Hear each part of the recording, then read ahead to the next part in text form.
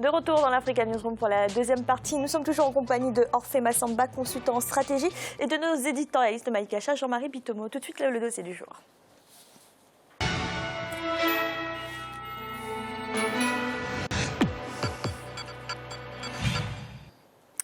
Plus de la moitié des comptes de paiement sur mobile dans le monde se trouvent en Afrique. Le mobile money est d'ailleurs en constante progression sur le continent. Nombreux sont ceux qui reçoivent au quotidien des transferts d'argent via leur téléphone portable. Un potentiel sur lequel misent plusieurs pays comme le Burkina Faso. Reportage de notre correspondant Jean-Paul Ouedraogo. Face à une économie à 80% informelle, le mobile money ne cesse de gagner du terrain sur le continent africain. Depuis quelques années déjà, ce moyen de paiement par téléphone a impulsé au continent une dynamique de croissance tout en suscitant d'importantes transformations dans le secteur bancaire. Garanti et approuvé par la Banque centrale des États de l'Afrique de l'Ouest, BCEAO, ce système s'est montré de plus en plus rassurant, d'autant plus qu'il allie à son protocole de fonctionnement des codes de transactions sécurisés. Expérimenté en 2012 par l'opérateur de téléphonie mobile Airtel, l'argent mobile est aujourd'hui un franc succès au Burkina Faso. Le service de transfert le plus répandu, en l'occurrence Airtel Money, se fait via des interfaces et peut s'exécuter de différentes manières. L'une des options de ce système permet par exemple de transférer jusqu'à 500 000 francs CFA via son mobile contre des frais d'envoi plutôt modestes, tandis que l'envoi ou la réception d'argent est cependant gratuite pour peu qu'on veuille bien disposer d'un numéro de compte dont l'activation est aussi sans frais. Ça vaut plus de 2 ans que j'utilise Airtel Money, tout simplement parce que les coûts sont moindres et ça touche les endroits éloignés. Par exemple, je viens d'envoyer de l'argent à Gaïeri, alors que deux fois les agences Western Union, MoneyGram ne touchent pas ces coins reculés. Sa sécurité réside dans le fait que ça évite l'exposition de la monnaie. Personne ne transporte l'argent d'un endroit à un autre. Donc ça met en sécurité les personnes qui opèrent la transaction. Transformant le téléphone mobile en un porte-monnaie électronique, ce service offre à ses utilisateurs tout un monde de possibilités et leur facilite les opérations de la vie courante. Ainsi, en plus du transfert d'argent, l'on peut par ce produit faire entre autres des achats en boutique, acheter du crédit de communication et payer ses factures d'eau et d'électricité. Simplicité parce qu'à travers un numéro coup étoile, 1, 2, 3, étoile, un montant, étoile, un numéro, dièse, vous parvenez à envoyer de l'argent à n'importe qui, n'importe où, qui a justement un téléphone portable. Et cela rejoint la question d'accessibilité. C'est-à-dire que pour pouvoir bénéficier de ces services, il suffit seulement d'avoir un portable. Arrivé dans un contexte de concurrence, alors que le marché du transfert au Burkina Faso était longtemps occupé par de grosses entreprises telles Western Union et MoneyGram, l'argent mobile a eu aujourd'hui le mérite de retirer à ses devanciers quelques parts de marché non moins significatives. Airtel Money parce qu'il y en a partout et à tout moment, à n'importe quelle heure, on peut faire des retraits et puis voilà. Quand tu viens pour envoyer, on te demande ta pièce et quand la personne, il faut ton numéro de téléphone. Tu as le code pour envoyer à la personne qui doit recevoir l'argent et la personne au retrait, il doit venir avec le code et sa pièce d'identité. Donc c'est fiable. Les facteurs qui ont permis de développer ce type de paiement sont le fait qu'ils mettent l'accent sur la simplicité d'utilisation, c'est-à-dire plus rapide, plus simple, accessible par tout et de tous les abonnés Airtel, y compris ceux ne disposant pas de compte bancaire. Ce qui fait dire aux observateurs que l'ampleur de ce modèle de transfert portera certainement dans les années à venir un coup au système bancaire formel. Les autres systèmes n'arrivent pas, en tout cas en Afrique, à se mettre à la hauteur en mettant sur le marché des moyens concurrentiels du mobile money. Donc, tant qu'ils n'auront pas réussi à régler ces retards qu'ils observent par rapport au transfert rapide d'argent, je pense que l'économie bancaire va connaître un coup avec la prolifération de ce type de moyens de paiement-là.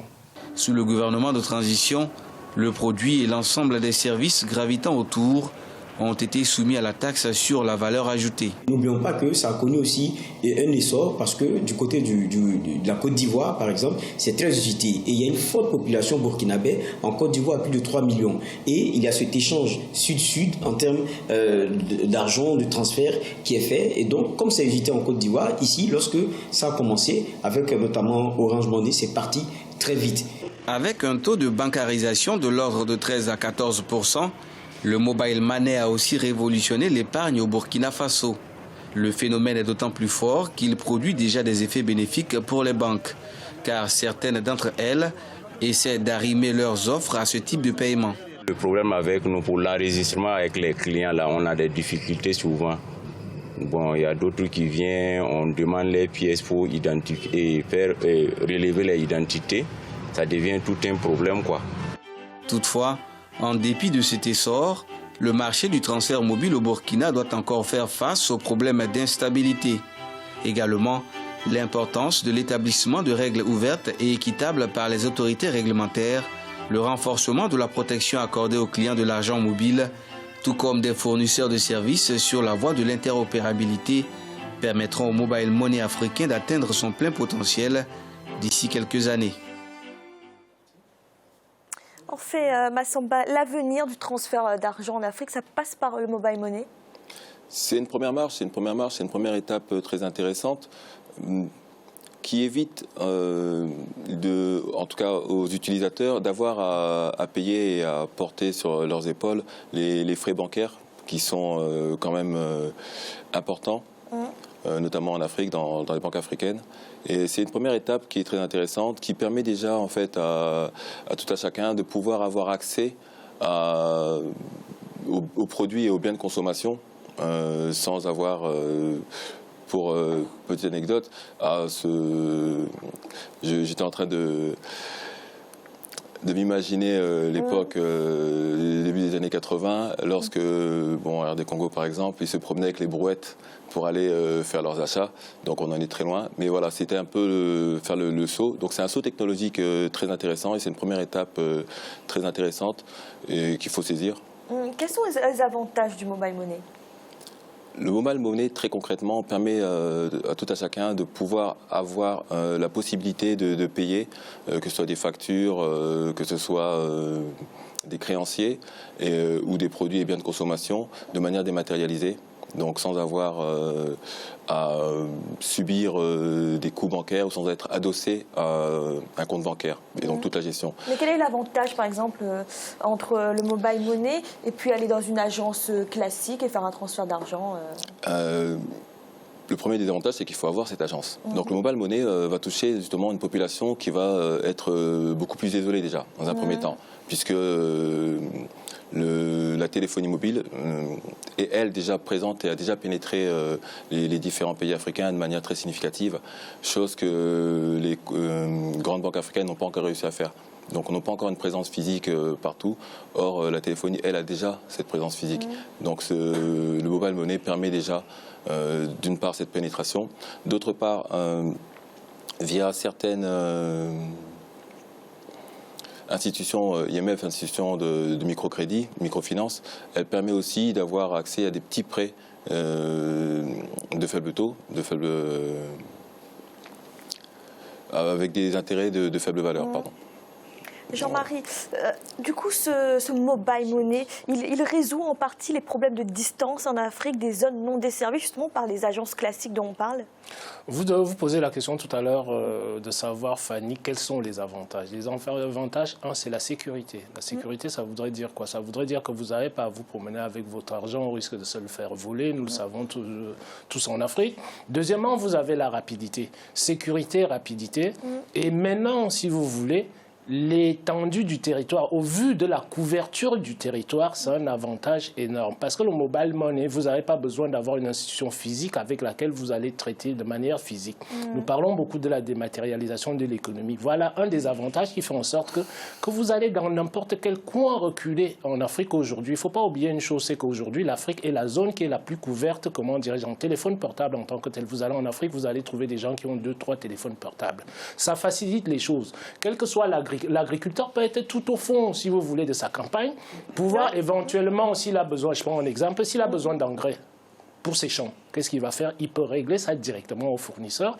Il n'a pas besoin de se déplacer, aller en ville, aller trouver, comment dirais-je, le fournisseur d'engrais qui va lui amener, qui va lui livrer l'engrais chez lui. Ou alors, quand il s'agit de grosses exploitations agricoles, vous avez besoin de faire déplacer des camions pour ça. Donc, avec le mobile money, ça permet un gain de temps, la rapidité dont je parlais tout à l'heure, ça permet la sécurisation et ça permet à l'ensemble, une couverture territoriale beaucoup plus grande. Donc, à partir de là, les États africains aujourd'hui, dès l'instant que nous n'avons pas les institutions traditionnels que nous trouvons ici, là, en Europe, il est tout à fait logique, si vous voulez. Je parle toujours de la distance culturelle. La culture économique, la psychologie économique, j'en parle souvent. Voilà quelque chose qui colle, si vous voulez, à la psychologie et aux potentialités de nos économies en tant que telles. Donc, à partir de là, qu'est-ce qui se passe? Le mobile money ne va faire que se développer et il facilite énormément de choses aux acteurs économiques africains en tant que tels.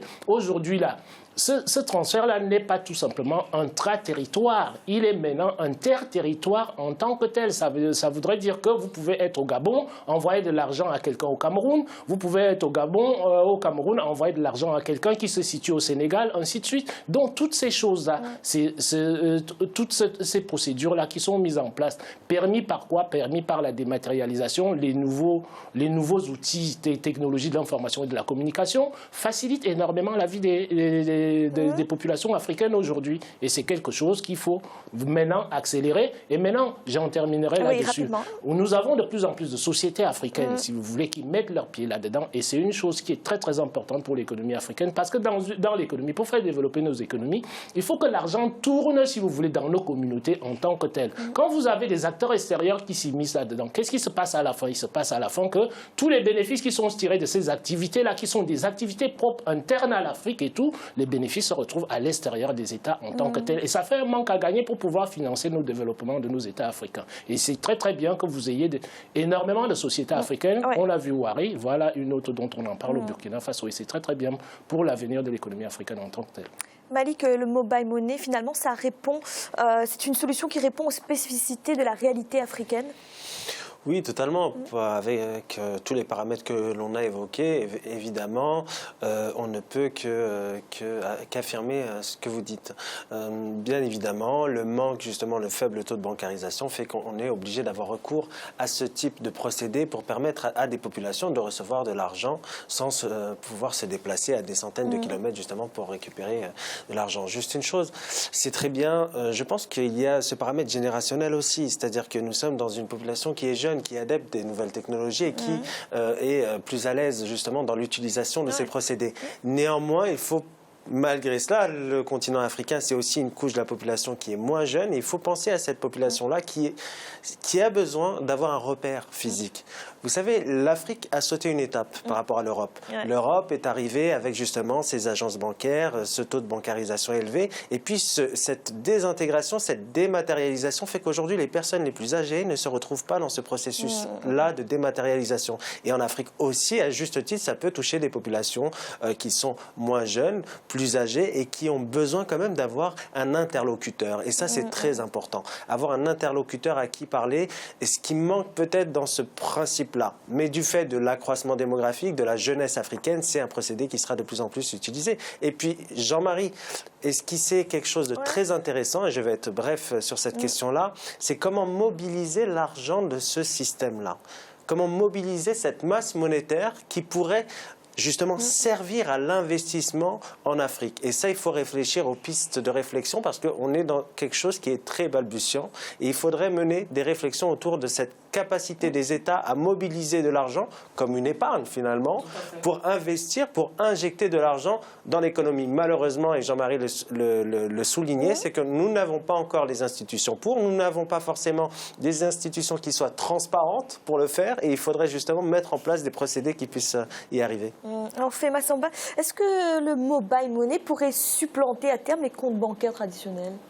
Non, je pense qu'une solution intelligente serait justement ce qui commence aussi à avoir un fort taux de pénétration, le mobile banking, qui est la seconde étape pour moi du mobile money, puisque le mobile money, c'est un petit peu le teaser, si vous me permettez l'anglicisme, pour attirer et sensibiliser les populations africaines à la gestion financière, à la gestion de l'argent, parce que le fait qu'il y ait un très faible taux de bancarisation est aussi dû je pense à des problématiques de maturité de la population en termes de compréhension du système financier dans son ensemble et des coûts qui y sont associés.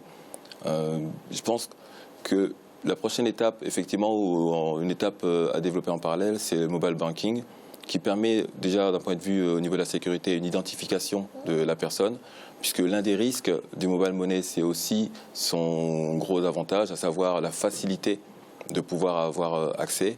Et donc, bon, je ne veux sans doute pas, mais de toute façon, je ne risque pas de donner d'idée à qui que ce soit, je pense qu'ils ont déjà eu, mais on peut très vite tomber dans des travers, notamment lorsqu'il s'agit de grosses sommes, donc que ce soit des sommes financières. Et je pense que la prochaine étape, pour moi, c'est justement de profiter de ces sauts technologiques, de ces innovations techniques et technologiques, pour aussi, Malik le disait à juste titre, mais repenser les business models traditionnels. Puisque justement, c'est peut-être aussi l'opportunité, cet accroissement de mobile money et de mobile banking, l'opportunité de pouvoir repenser nos différents business models. On parlait d'épargne, on parlait pourquoi pas de fonds d'investissement, et aussi le mobile money, je terminerai par là ce propos, permettrait aussi, en tout cas une opportunité intéressante, d'y associer à la diaspora. Puisque effectivement, il n'y a pas, comme le disait Jean-Marie, cette notion de distance. On peut le faire de manière distante.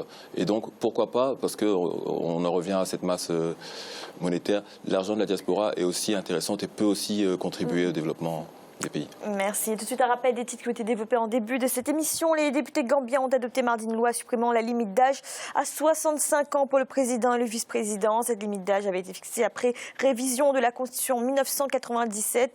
Sa suppression intervient après la contestation de la nomination par le président Adama Barrow comme vice-président de Fatoumata Jallow Tambajang, âgé de 68 ans.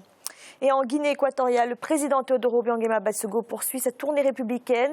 Il s'est notamment rendu dans les districts de Kogo et Bini, situés dans la partie continentale du pays. Le chef de l'État y a annoncé le développement des projets d'infrastructure, mais aussi le soutien au secteur touristique.